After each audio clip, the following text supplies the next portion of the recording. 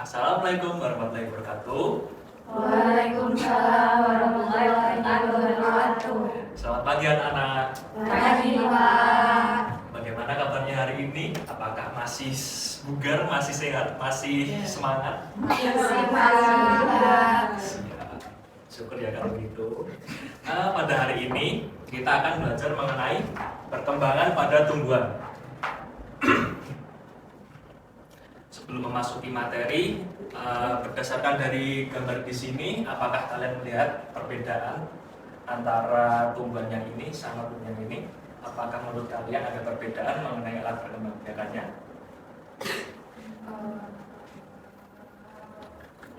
Mungkin apakah ada bentuk yang berbeda? Ada. Gimana? Oh iya, siap. Apakah kalian tahu ini nama alat perkembangbiakannya apa? Yang ini sama yang ini? Apakah kalian ada yang tahu? Yang kiri pakis haji Pak. Iya. Itu ada tulisannya. Iya. Lalu yang kanan jagung. Iya. Apakah kalian tahu nama alat perkembangbiakannya apa? Strobilus. Oh, yang mana? Yang itu. Oh, yang Pakis ini. haji. Iya. Apa yang jagung? Apakah ada yang tahu? Bunga. Oh, tepat sekali. Seperti yang disampaikan oleh Mbak Deva tadi ya sama Mbak Ani, ini untuk alat pakis haji ini adalah alat perkembangbiakan Strobilus dan ini jagung. Dapat dilihat ya perbedaannya. Untuk pakis haji sendiri karena itu berbeda, ini karena Gymnospermae dan untuk jagung sendiri adalah Gymnospermae. Sebelum memasuki materi, kita akan melakukan untuk tujuan pembelajaran, untuk sebelum masuki materi, untuk tujuan pembelajarannya untuk hari ini adalah diharapkan kalian dapat membedakan dan mengetahui perbedaan mekanisme proses perkembangan pada fertilisasi antara tanaman Gymnospermae dengan Angiospermae. Untuk yang selanjutnya kita akan mengerjakan KPD terlebih dahulu ya.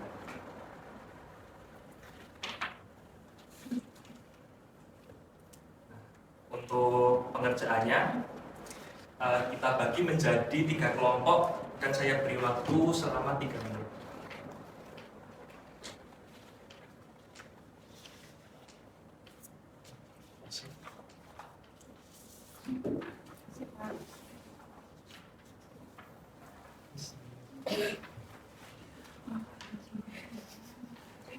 Sebelum itu saya mau tanya dulu ya teman-teman, apakah dari teman-teman ada yang tidak masuk?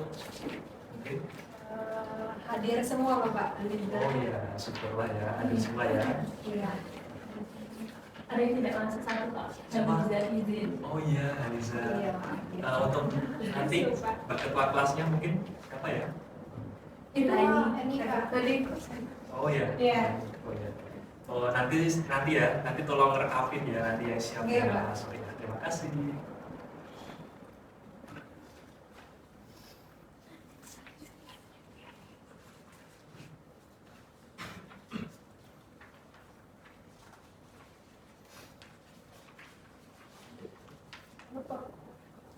Dari teman-teman nomor 1 apakah menemui kesulitan atau sudah sampai nomor berapa mungkin yang kerjain? Ini nomor 5. Oh, yang mana? Nomor 1. Oh iya, oh yang ini ya lambat perbedaannya.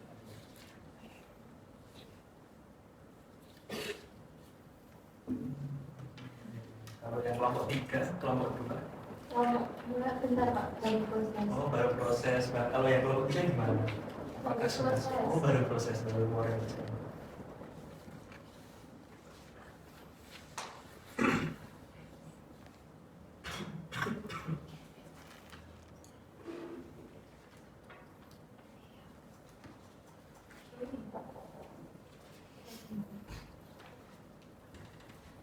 Untuk pengerjaannya kalian dapat ya melihat dari literatur lain, misalnya dari buku atau dari internet gitu. Harus terpaku dari isi kalian mengajar.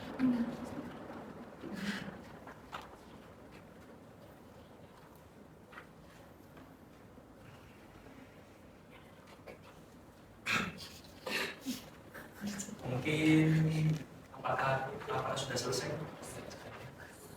Udah Pak, udah Pak. Oh iya. Kita bahas ya. Nah, untuk sesuai sama persoalannya di sini ya, untuk tabel perbedaannya sendiri, mungkin dari teman-teman kelompok 1 ada yang bisa menyampaikan dari gimnosperme sampai nomor 6. Semuanya Bapak. Iya. Yang pertama untuk alat perkembangbiakannya itu strobilus. Kedua cara Ya, Kenapa, lanjut. Pak? Lanjut. Kedua cara perkembangbiakannya generatif. Ketiga, jumlah pembuahan dalam satu kali siklusnya itu 1 kali. Keempat, jatuhnya serbuk sari itu mikrofil dan kantung serbuk sari atau yang disebut dengan pollen chamber. Lalu hasil akhir siklus fertilisasinya itu zigotnya berkembang menjadi embrio dan juga biji yang dimana diploid. Lalu jumlah kromosom endospermnya itu haploid. Oh iya. Lalu yang selanjutnya mungkin untuk yang angiosperme yang kelompok 2 bisa menyampaikan. Silakan. Untuk alat perkembangbiakannya bunga, cara perkembangbiakan generatif dan vegetatif, jumlah pembuahan dalam satu kali siklus itu 2 kali. Jatuhnya serbuk sari, vegetatif pada mikrofil, generatif pada kepala putih. Ya. Hasil akhir siklus fertilisasi, zigot 2N dan endosperma 3N. Jumlah kromosom endosperm itu triploid. Ya. Lalu untuk nomor yang selanjutnya, nomor 2, mungkin dari teman-teman kelompok 3 bisa menyampaikan. Silakan.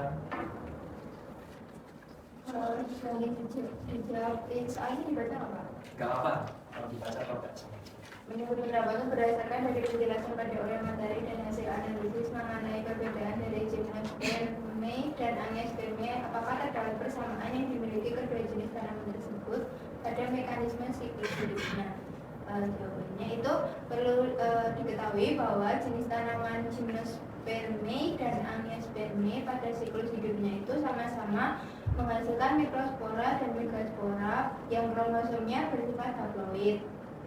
Namun pada kedua jenis tanaman tersebut memiliki sedikit perbedaan pada hasil perkembangan megaspora, yaitu pada gimnosperme yang menghasilkan sel ovul satu N saja, sedangkan pada angiosperme itu menghasilkan kantong embrio yang berisi sel ovul N dan inti kandung lembaga selulernya itu 2N. Oh iya, bagus sekali ya jawabannya. Tepat sekali. Seperti yang sudah dijelaskan dari teman-teman kelompok 1, 2, dan 3, dapat dilihat dari teman-teman untuk tabel perbedaannya. Sama ya, kurang lebihnya. Untuk alat perkembangbiakan, cara perkembangbiakan cuma pembuahan jatuhnya serbuk sari, hasil akhir siklus fertilisasi, dan yang terakhir jumlah kromosom endospermnya. Untuk gimnosperme dan angiosperme itu, namun di balik itu semua juga ada perbedaan ya teman-teman mengenai persamaan antara, jadi ada persamaan antara gimno dan angiosperme yang dilihat dari mikrospora dan dari megasporanya itu. Ya meskipun ada perbedaan sedikit dari mekanisme hasil perkembangannya itu. Jadinya untuk gimnonya itu hanya menghasilkan sel ovul, dan untuk angionya sendiri menghasilkan sel ovul dan inti kandung lembaga seluler. Mungkin untuk penjelasan selanjutnya ya, sebagai pengantar, sebagai tambahan.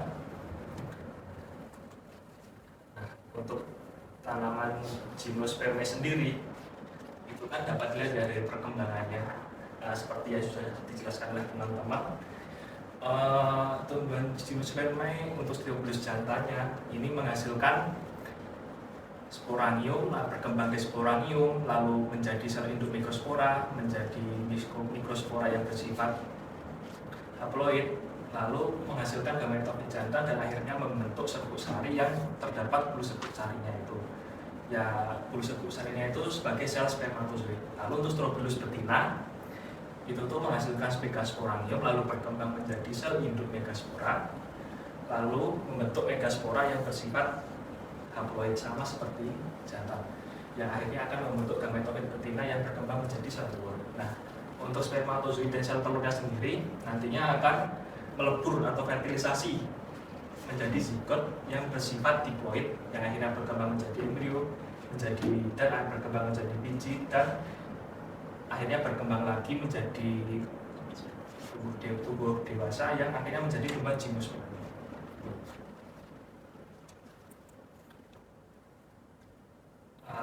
Untuk yang selanjutnya, untuk yang tanaman angiospermae sendiri yang tumbuhan ini sama seperti sebelumnya, seperti gimnospermae. Untuk yang strobilus tadi digantikan oleh benang sari dan butik. Oleh karena apa? Tadi yang saya jelaskan di persepsi tadi ya. Sama prosesnya. Untuk serbuk sarinya menghasilkan bulu serbuk sari. Lalu untuk megasporanya yang membedakan tadi menghasilkan kantong embrio. Nah, untuk bulu serbuk sarinya sendiri ini menghasilkan dua sel sperma yang berasal dari inti germinatif. Dan untuk kantong embrionya menghasilkan sel telur dan inti kandung lembaga sekunder. Nah, untuk sel sperma satunya ini akan dibuahi oleh sel telur yang pertama, pembuahan pertama, lalu ya sel sperma 2 akan dibuahi oleh inti kandung lembaga sekunder yang akan menjadi endosperma. Lalu ini kan terjadi dua fertilisasi ya, jadinya itu disebut sebagai pembuahan ganda, dan yang tadi yang gimnospermae disebut dengan pembuahan tunggal. Nah, ini jadinya melebur ya, jadi embrio sama endosperma itu udah jadi satu menjadi biji dalam satu struktur.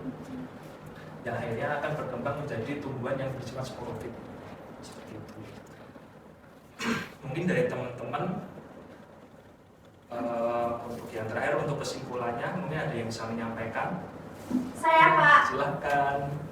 Berdasarkan dari penjelasan di atas dapat disimpulkan bahwa jenis tanaman gimnospermae dengan angiospermae diketahui memiliki perbedaan pada siklus hidup yang dapat dikenali mulai dari alat perkembangbiakannya, cara perkembangbiakannya, jumlah pembuahan dalam satu siklus, jatuhnya serbuk sari, hasil akhir siklus fertilisasi, dan jumlah kromosom endospermnya.